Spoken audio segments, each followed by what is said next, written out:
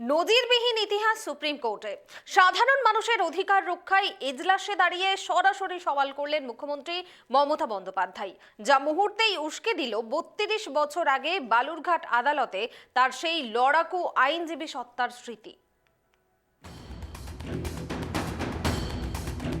২০২৬ সালের ৪ ফেব্রুয়ারি দেশের সর্বোচ্চ আদালতের এজলাসে দাঁড়িয়ে বঙ্গবাসীর ভোটাধিকার রক্ষায় সওয়াল করছেন মুখ্যমন্ত্রী মমতা বন্দ্যোপাধ্যায়। ভারতের বিচার বিভাগীয় ইতিহাসেই প্রথম কোনো আসীন মুখ্যমন্ত্রী সরাসরি সুপ্রিম কোর্টে সওয়াল জবাব করলেন।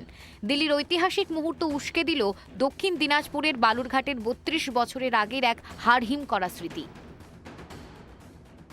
বালুরঘাট আদালতের সেই লড়াই ঘটনার সূত্রপাত ১৯৯৪ সালের ১৬ই জানুয়ারি। কুমারগঞ্জের আরএন হাই স্কুলের প্রধান শিক্ষক কমলেশ সরকার দুষ্কৃতীদের হামলায় প্রাণ হারান। প্রতিবাদে উত্তাল হয়ে ওঠে গোটা এলাকা।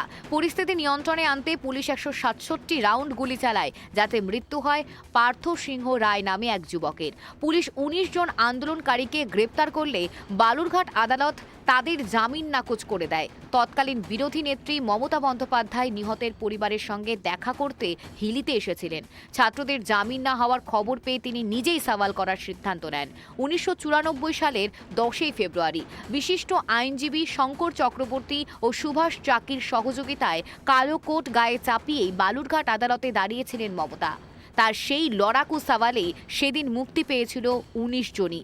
এসআইআর নিয়ে দিল্লির সওয়াল প্রসঙ্গে বালুরঘাটের প্রবীণ আইনজীবী সুভাষ চাকি বলেন, মমতা বন্দ্যোপাধ্যায়ের আইনজীবী হিসেবে প্রথম বড় লড়াই শুরু হয়েছিল এই বালুরঘাট থেকেই। খুব আনন্দের যে বাংলার মুখ্যমন্ত্রী তিনি আইনজীবী হিসেবে একটা জায়গায় মুভ করছেন, কিন্তু এটাই তার প্রথম নয়। বালুরঘাট যেখানে আমি দাঁড়িয়ে আছি এইখানটায় এই আদালতে, আমার পিছনে যে আদালত, সেই আদালতেই তিনি জীবনের প্রথম গ্রাউন্ড পড়ে বালুরঘাট কোর্টে সওয়াল করেছিলেন।